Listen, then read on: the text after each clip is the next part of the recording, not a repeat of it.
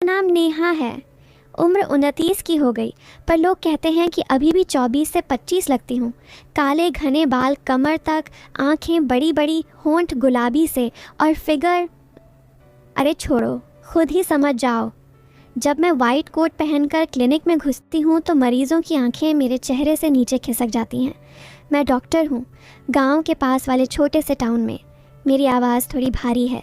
बोलते वक्त हल्का सा हंसती हूँ तो लोग कहते हैं, दीदी तुम्हारी हंसी में कुछ और ही मिठास है। बस यही मिठास मेरी कहानी का पहला चम्मच है। चखोगे तो मीठा लगेगा, निगलोगे तो गले में अटकेगा। आज सुबह की बात है। मैं क्लिनिक खोलकर अंदर बैठी थी। बाहर धूप चुभ रही थी, पर अंदर पंखा धीरे धीरे घूम रहा था। तभी दरवाज़ा खुला और वो आया। नाम था अर्जुन।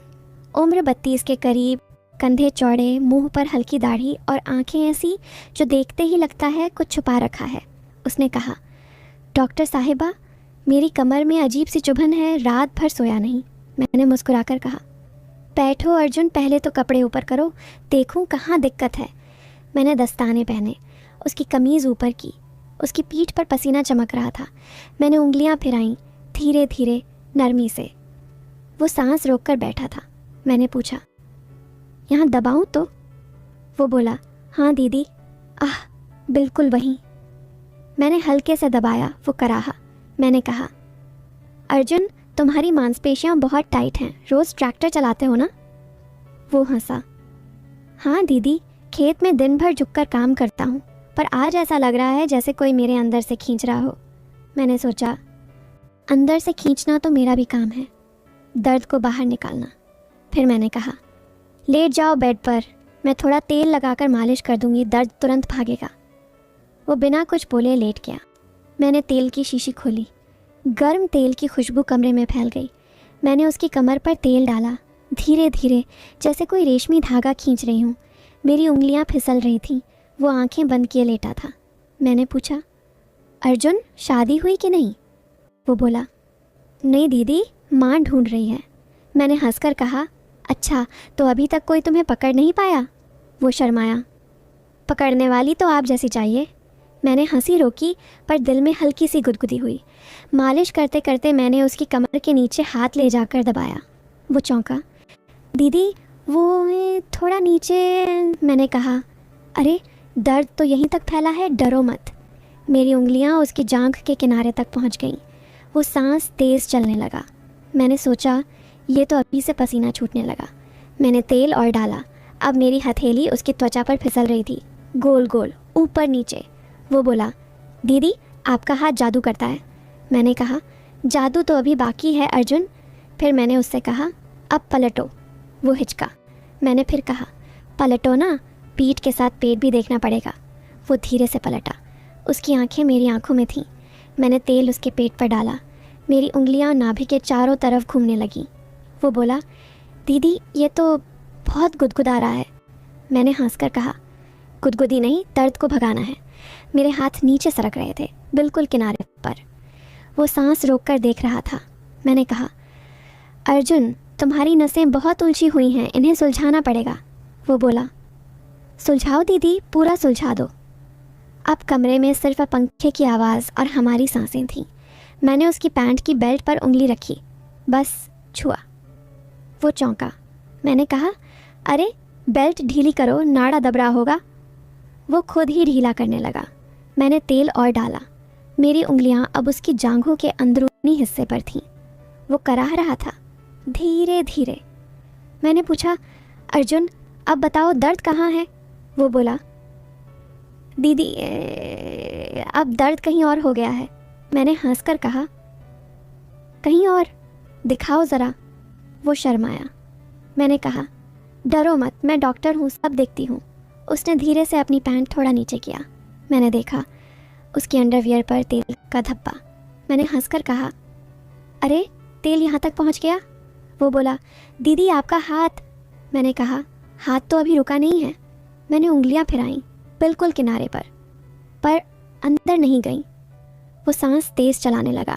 मैंने कहा, अर्जुन, तुम्हारी नसें बहुत गर्म हैं, इन्हें ठंडा करना पड़ेगा। फिर मैंने फ्रिज से आइस पैक निकाला। ठंडा पैक उसकी जांघ पर रखा। वो सिहर गया। मैंने कहा। अब गर्मी ठंडक दोनों लगाऊंगी। मैंने एक हाथ से आइस पैक दबाया, दूसरे हाथ से गर्म तेल। वो बीच में फंसा था, गर्मी और ठंडक के बीच। वो बोला, दीदी ये क्या कर रही हो? मैंने कहा, इलाज, बस इलाज। पर मेरी आंखें शरारत कर रही थीं। अब मैंने उससे कहा, अर्जुन एक एक्सरसाइज करनी होगी, उठो। वो उठा। मैंने कहा, मेरे सामने खड़े हो जाओ, पैर फैलाओ। वो खड़ा हुआ। मैं उसके सामने घुटनों पर बैठ गई, मेरी आंखें उसके पेट के बिल्कुल सामने। मैंने कहा, अब मैं तुम्हारी कमर पकड़ूंगी, तुम झुकना। मैंने उसकी कमर पकड़ी दोनों हाथों से। मेरी उंगलियां उसकी त्वचा में धंस गईं। वो झुका। उसका चेहरा मेरे चेहरे के पास आया। मैंने उसकी सांस अपनी गाल पर महसूस की। मैंने कहा, अब सीधे हो जाओ। वो सीधा हुआ। फिर मैंने कहा, अब मेरी कमर पकड़ो। वो हिचका। मैंने कहा, पकड़ो ना, मैं भी तो झुकूंगी। उसने मेरी कमर पकड़ी। उसके हाथ गर्म थे। मैं झुकी। मेरा कोट ऊपर उठ गया। मेरी कमीज़ का किनारा दिखने लगा। वो देखता रहा। मैंने कहा, अर्जुन तुम्हारा हाथ कांप क्यों रहा है? वो बोला, दीदी आप बहुत सुंदर हो। मैंने हंसकर कहा, सुंदरता तो इलाज में मदद करती है। फिर मैंने उससे कहा, अब मेरे कंधे पर हाथ रखो, मैं तुम्हें स्ट्रेच करवाऊंगी। उसने रखा। मैंने उसका हाथ दबाया धीरे से। वो मेरे कंधे से नीचे सरकने लगा। मैंने कहा, रुको, यहीं रुकना है। पर उसका हाथ रुका नहीं। मैंने चौंक कर देखा। वो शर्मा गया। मैंने कहा, अर्जुन गलत जगह दबा दी। वो बोला, सॉरी दीदी। मैंने मुस्कुराकर कहा, कोई बात नहीं, कभी कभी नसें उलझ जाती हैं। फिर मैंने उसे बिठाया। मैं उसके बगल में बैठ गई, बिल्कुल पास। मेरी जांघ उसकी जांघ से सट गई। मैंने दवाइयाँ लिखी, पर लिखते वक्त मेरा हाथ उसके हाथ से टकराता रहा। मैंने कहा, अर्जुन ये दवाई रात को लगानी है, कोई लगाएगा? वो बोला, अकेला हूँ दीदी। मैंने कहा, तो मैं कल घर आ जाऊंगी, खुद लगा दूंगी। वो खुश हो गया। मैंने कहा, पर एक शर्त है, मम्मी को बोल देना कि डॉक्टर आ रही है, वरना गांव वाले क्या कहेंगे। वो हंसा। कह दूंगा। टाइम को मैं उसके घर गई। उसकी माँ ने दरवाज़ा खोला। बोली, बेटी तू तो फरिश्ता है। मैं अंदर गई। अर्जुन कमरे में था। माँ चाय बनाने चली गई। मैंने दरवाज़ा बंद किया। अर्जुन बिस्तर पर लेटा था। मैंने कहा, कपड़े उतारो। वो उतारने लगा। मैंने तेल गर्म किया। अब की बार मैंने अपना कोट उतार दिया, सिर्फ टॉप एंड स्कर्ट। मैं उसके ऊपर झुकी। मेरे बाल उसके चेहरे पर गिर रहे थे। मैंने तेल डाला। मेरी उंगलियां फिर से नाचने लगीं। वो बोला, दीदी आज दर्द कम है। मैंने कहा, फिर भी ये पूरा कोर्स करना है। मैंने उसके सीने पर तेल डाला। मेरी उंगलियां उसकी छाती के बालों में उलझ गईं। वो सांस तेज़ चलाने लगा। मैंने कहा, अर्जुन तुम्हारी धड़कन बहुत तेज़ है। वो बोला, दीदी तुम पास हो ना? मैंने हंसकर कहा, पास तो और आऊँगी। मैं उसके ऊपर अड़ झुकी। मेरी छाती उसके सीने से छूने ही वाली थी। तभी दरवाज़ा खटका। माँ चाय लेकर आ गई। मैं तुरंत हटी। माँ बोली, बेटा चाय पी लो। हम तीनों बैठकर चाय पीने लगे। माँ ने पूछा, नेहा बेटी तू शादी क्यों नहीं करती? मैंने कहा, माँ जी ये सही लड़का नहीं मिला। अर्जुन चुपके से मुस्कुराया। रात को मैं घर लौटी। सोते वक्त सोचा ये अर्जुन कुछ अलग है। उसकी आंखों में कुछ था जो मुझे खींच रहा था। पर मैं डॉक्टर हूँ, पेशेंट है वो। फिर भी दिल में हल्की सी हलचल थी।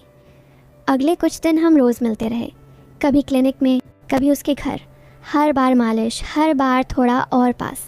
एक दिन मैंने कहा, अर्जुन अब तुम मुझे मालिश करना सीखो। वो हंसा। मैं लेट गई। उसने मेरी कमर पर हाथ रखा। उसके हाथ कांप रहे थे। मैंने कहा, डरो मत, दबाओ। वो दबाने लगा। मेरी सांसें तेज़ हो गईं। मैंने आंखें बंद कर लीं। उसका हाथ नीचे सरकने लगा। मैंने कहा, अर्जुन बस। वो रुक गया। मैंने पलट कर उसका हाथ पकड़ा। बोली, तुम समझते हो ना?